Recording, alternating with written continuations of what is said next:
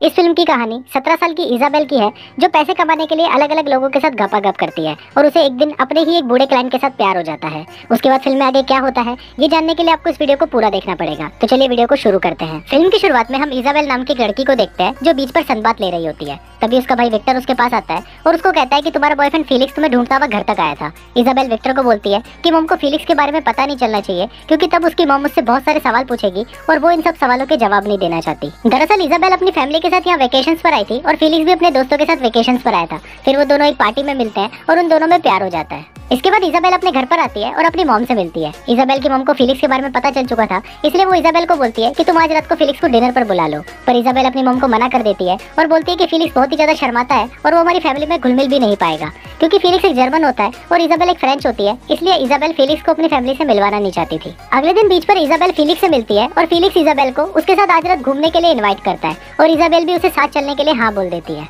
रात को इजाबेल जब फिलिक्स के साथ जाने के लिए तैयार हो रही होती है तो वो अपने भाई विक्टर को बोलती है कि अगर मैं मॉम से बाहर जाने के बारे में पूछूंगी तो वो मुझे जाने नहीं देंगी, इसलिए तुम सभी घर वालों का ध्यान भटकाओ जिससे मैं चुपके से यहाँ से निकल सकूं।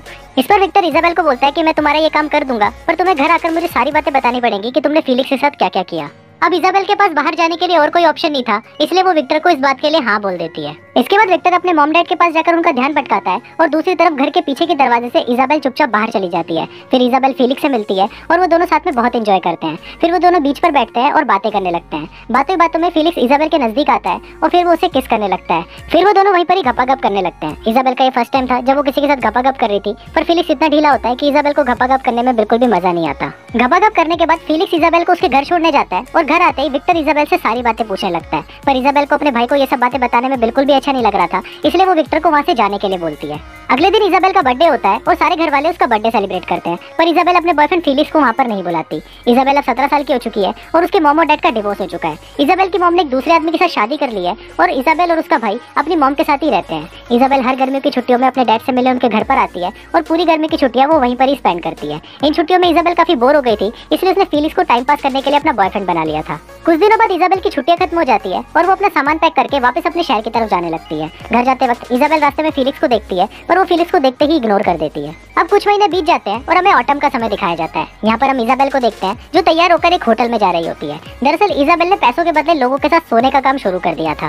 फिर इजाबेल एक होटल के कमरे के अंदर जाती है और वहाँ पर वो एक बूढ़े आदमी को बैठे हुए देखती है जिसका नाम जॉर्ज होता है। जॉर्ज इजाबेल को देखकर बोलता है कि तुम तो बहुत छोटी लग रही हो, क्या तुम माइनर तो नहीं हो। इस पर इजाबेल जॉर्ज को बोलती है कि तुम भी बहुत बड़े लग रहे हो, पर मुझे तो तुम्हारी उम्र कम बताई गई थी। फिर इजाबेल जॉर्ज के पास जाकर बैठती है और जॉर्ज उसे किस करना शुरू कर देता है और फिर ये बूढ़ा जॉर्ज इजाबेल के साथ जमकर पलंग तोड़ता है। अगले दिन इजाबेल अपने स्कूल जाती है और वहाँ पर पीटर नाम का एक लड़का उससे बात करने के लिए उसके पास आता है। दरअसल पीटर इजाबेल को काफी टाइम से पसंद करता था, पर इजाबेल उस पर बिल्कुल भी ध्यान नहीं देती और उसे इग्नोर करके वहाँ से चली जाती है। स्कूल खत्म होने के बाद इजाबेल अपने घर पर आती है और अपनी मॉम को बोलती है कि वो अपनी फ्रेंड के घर पर होमवर्क करने जा रही है और ये बहाना बनाकर वो घर से निकल जाती है। फिर इजाबेल अपने क्लाइंट से मिलती है जो उसे एक होटल के रूम में लेके जाता है। फिर वो दोनों वहाँ पर गपागप करते हैं और गपागप करने के बाद वो आदमी इजाबेल को बहुत कम पैसे देता है। इजाबेल जब उस आदमी से पूछती है कि तुमने मुझे इतने कम पैसे क्यों दिए, तो वो आदमी इजाबेल को बोलता है कि तुम इसके लायक नहीं हो और अगर तुमने मुझे और भी कुछ बोला तो मैं तुम्हारी मॉम को जाके सब कुछ बता दूंगा। अब इजाबेल के पास और कोई ऑप्शन नहीं था, इसलिए वो उस आदमी के दिए हुए पैसे अपने पास रख लेती है और वहाँ से अपने घर की तरफ निकल जाती है। घर जाते वक्त इजाबेल के पास एक नए क्लाइंट का मैसेज आता है और फिर इजाबेल उस नए क्लाइंट के पास चली जाती है। गपागप करने से पहले इजाबेल उस क्लाइंट को बोलती है कि मुझे एडवांस में पैसे चाहिए, तो वो आदमी इजाबेल को सारे पैसे एडवांस दे देता है और फिर वो दोनों उसकी कार में वहीं पर ही गपागप करते हैं। फिर शाम को जब इजाबेल अपने कमरे में बैठी होती है तो उसकी मॉम उसके पास आती है और उससे पूछती है कि क्या तुम हमारे साथ मूवी देखने चलोगी, पर इजाबेल उनको मना कर देती है और बोलती है कि मुझे होमवर्क करना है। फिर इजाबेल की मॉम उसे बोलती है कि तुम्हारी उम्र की लड़कियों को घर पर नहीं बैठना चाहिए, बल्कि उन्हें बाहर जाकर पार्टी करनी चाहिए। अपनी मॉम की बातें सुनकर इजाबेल मान जाती है और उनके साथ मूवी देखने के लिए चली जाती है।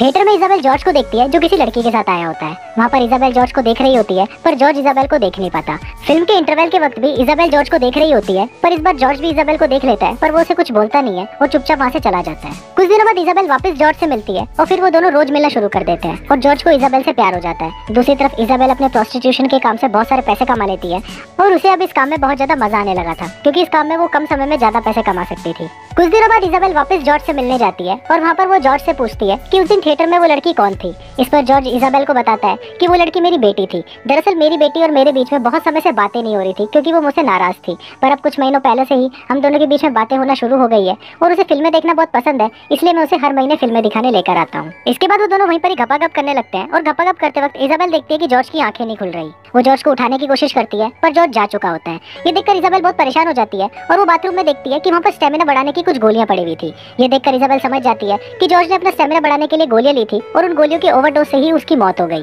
अब इजाबेल ये सब देखकर काफी डर जाती है और वो अपने कपड़े पहनकर वहाँ से भाग जाती है। कुछ दिनों बाद दो पुलिस ऑफिसर इजाबेल की मॉम के पास आते हैं और वो उसको बताते हैं कि हम एक इन्वेस्टिगेशन कर रहे हैं जिस पर हमें इजाबेल के ऊपर भी शक है। ये सुनकर इजाबेल की मॉम शॉक्ड हो जाती है और वो उन दोनों को बोलती है कि इजाबेल ने कुछ भी नहीं किया और इजाबेल तो कभी भी घर से बाहर नहीं जाती। इस पर वो पुलिस अफसर इजाबेल की मॉम को कुछ फोटोज दिखाते हैं और उसको बताते हैं कि इजाबेल बहुत टाइम से पैसों के बदले लोगों के साथ सोने का काम कर रही थी। वो पुलिस ऑफिसर ये भी बताते हैं कि इजाबेल अभी 17 साल की है, इसलिए उसे कोई भी सजा नहीं होगी, बस उसे गवाही देने के लिए पुलिस स्टेशन आना होगा। शाम को इजाबेल जब अपने घर पर आती है तो उसकी मॉम उससे पूछती है कि तुम ये कुआं खुदवाने का काम कब से कर रही हो। इस पर इजाबेल अपनी मॉम को कोई जवाब नहीं देती तो उसकी मॉम उसे बहुत मारती है। इजाबेल इतनी मार खाने के बाद भी अपनी मॉम को कुछ भी नहीं बताती और चुपचाप वहाँ पर बैठी रहती है। अगले दिन इजाबेल गवाही देने के लिए पुलिस स्टेशन जाती है तो वहाँ पर पुलिस अफसर उससे पूछती है कि तुमने ये काम कब से शुरू किया। इस पर इजाबेल उन्हें बताती है कि एक दिन वो स्कूल से घर पर आ रही थी तो रास्ते में उसके पास एक आदमी आया और उसने उससे पूछा कि क्या तुम मेरे साथ पैसों के बदले गपागप कर सकती हो। इस पर इजाबेल उस आदमी को मना कर देती है और उस आदमी को वहाँ से जाने के लिए बोलती है।